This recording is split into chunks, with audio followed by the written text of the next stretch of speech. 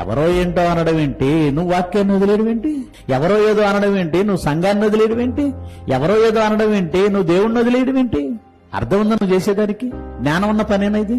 గనుక నీకు ఏదన్నా బాధ ఇబ్బంది వచ్చిందంటే అది దేవుడి పరీక్ష, సాతాను శోధన.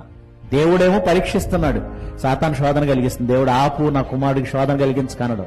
ఆయన పరీక్షిస్తూ ఉంటాడు. ఈ శోధనకి ఈమె నిలబడుతుందా, నిలబడదా? ఈ శోధనకి ఇతను నిలబడతాడా, నిలబడ్డా? ఆయన పరీక్షిస్తూ చూస్తాడు. సాతాను వచ్చి నీకు శోధన కలిగిస్తుంది. ఎలా వస్తుంది? ఎవరంటే నువ్వు ఎక్కువ బాధపడతావు? ప్రేమించిన వాళ్ళంటేనే మనం ఎక్కువ బాధపడతాం. మనం ఎవరిని ఎక్కువ ప్రేమిస్తామో వాళ్ళు మనల్ని నిందిస్తే బాధపడతాం, మన వాళ్ళు మనల్ని అంటే పట్టించుకుంటాం, బాధపడతాం. గనుక సాతాను కూడా ఎవరిని మన మీదకి తిప్పుతాడు, ఎవరి చేత మనల్ని బాధపెడతాడు?